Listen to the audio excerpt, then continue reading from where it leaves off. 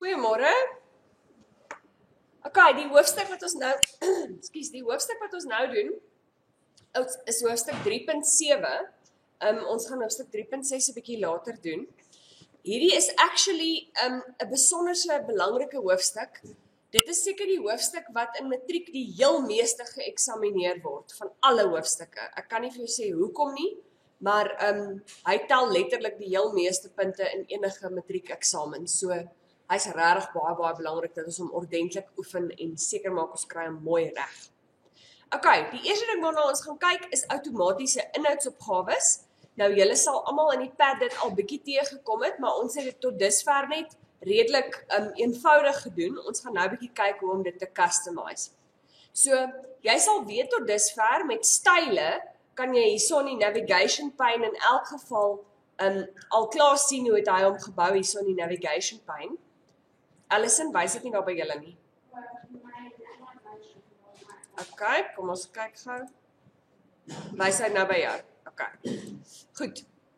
So, hierso sal jy sien, daai se heading 1, daai se heading 2, heading 1, heading 2, heading 3, né? Okay, so 'n outomatiese inhoudsopgawe word gebou met behulp van style. Okay. Dis baie belangrik. So, as ons gaan kyk hierso, belangrik, ek gaan staan waar ook al ek my inhoudsopgawe wil insit. So, ek sal byvoorbeeld hierso gaan insit inhoudsopgawe. Okay. En dit dalk format, maar nie noodwendig nie. Jy moet net check, baie mense sal dit sonder jou show hi doen, dan staan hulle per ongeluk daar, en dan staan hulle actually agter die page break, en dan eindig die inhoudsopgawe op die volgende bladsy.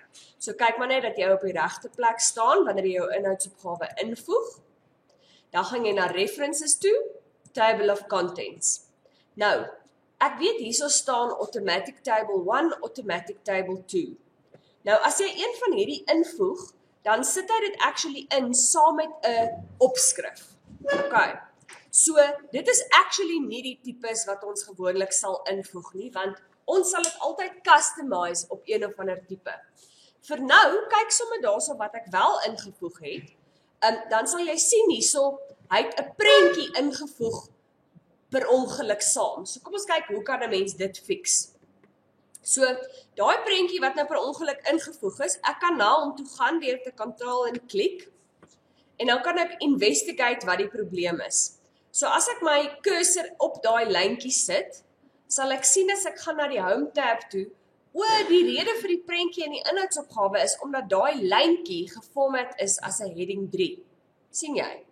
So as ek dit nou verander, dat daai lyntjie geformat is as normal, en ek gaan terug na die inhoudsopgawe toe, en ek update hom,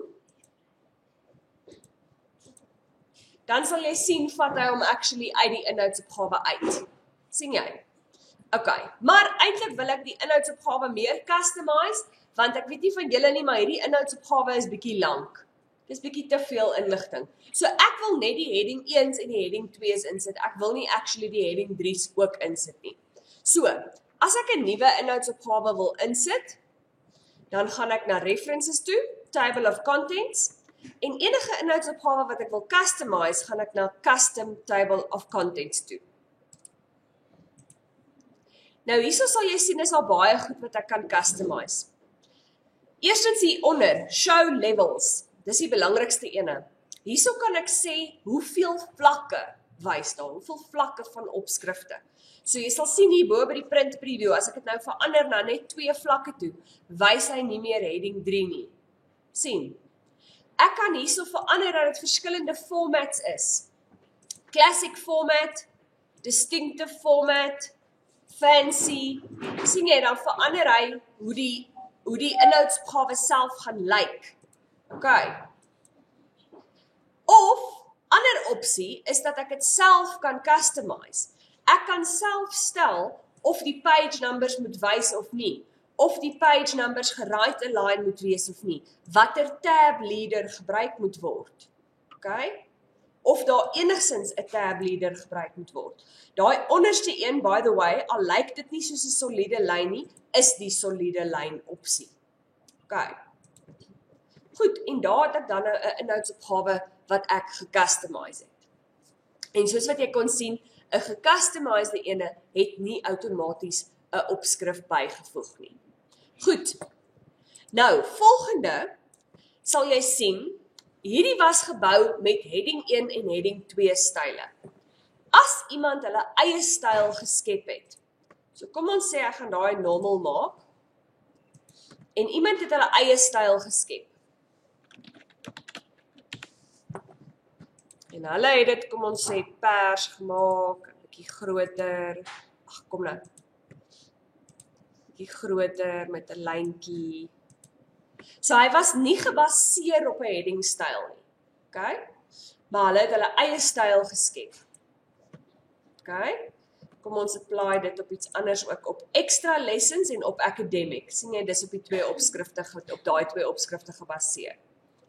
Nou gaan jy sien, as ek dit op daai, as ek nou die inhoudsopgawe update, wys daai opskrifte nie in die inhoudsopgawe nie, want dis nie heading styles nie. Okay. So, as ek actually wil hê dit moet wys, moet ek my inhoudsopgawe invoeg, en ek moet actually gaan specify watter style moet gebruik word. So hierso by options, kan ek gaan sê, build table of contents from styles. Sien jy? En dan kan ek sê, watter styles moet gebruik word vir watter table of content level.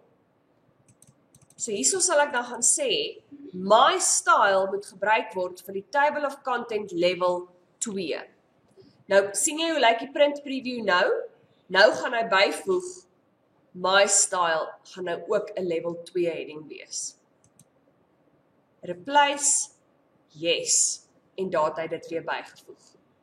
Okay, laaste dingetjie, as ek 'n inhoudsopgawe wil format, sal jy sien as ek byvoorbeeld dit doen, kom ons sê ek het hom nou geformat en mooi gemaak, en nou het ek iets gaan verander, kom ons sê sport het op die volgende bladsy begin. Okay, so sport begin nou op bladsy 5, en ek wil dit nou gaan fix. Dis reg. Update field, entire table. Okay, so sport se bladsy nommer is nou reg, maar oorvrek, nou het die formatting verlore gegaan, sien jy? Die formatting wat ek toegepas het, hy is nie meer italic nie en hy is nie meer groter nie. Het jy gesien? Okay, so, as ek 'n inhoudsopgawe se formatting wil verander, moet ek actually aan die styl van die table of contents gaan verander. En dit doen ons hierso by modify. Hierso by modify kan ek per level van die table of contents aan die styl gaan verander. So dan kan ek net soos wat 'n mens se gewone styl sal verander, kan ek daai table of contents level se styl gaan verander. Modify, groter en italics.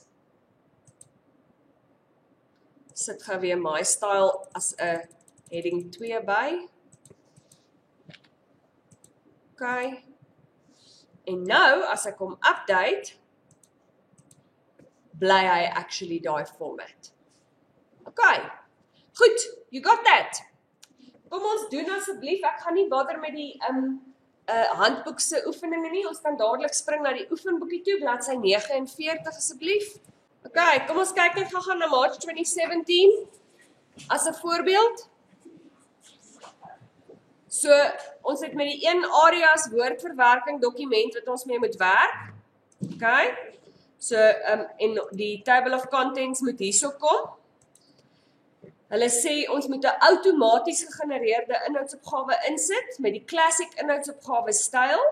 Gebruik die waterstyl vir die eerste vlak, die heading 1 styl vir die tweede vlak en die gidslyn moet solied wees. Okay. So, references, table of contents, nie een van die twee nie, al is dit automatic, nog steeds 'n custom table of contents.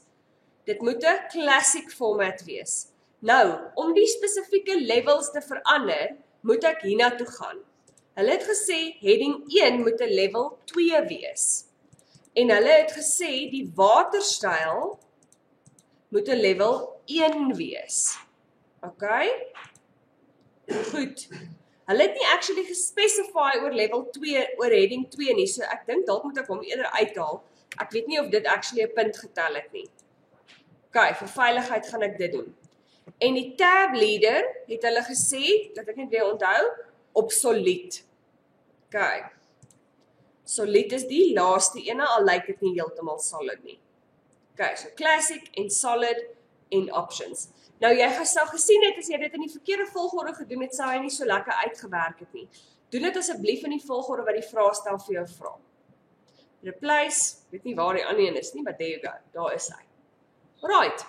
Die ander ding wat baie gevra word, as jy nou gesien het in die verskillende vraestelle, is dat jy 'n spesifieke opskrif wel moet insluit in die inhoudsopgawe of nie moet insluit in die inhoudsopgawe nie, en dit het alles te doen met watter styl iets is, nie? So ek seker julle het dit gesien, al wat jy dan doen as jy iets moet insluit of nie moet insluit nie, is dan maak jy dit net 'n ander styl, dat dit nie moet ingesluit wees nie, of jy maak dit die regte styl, dat dit wel ingesluit moet wees, en dan update jy die inhoudsopgawe. OK, goed.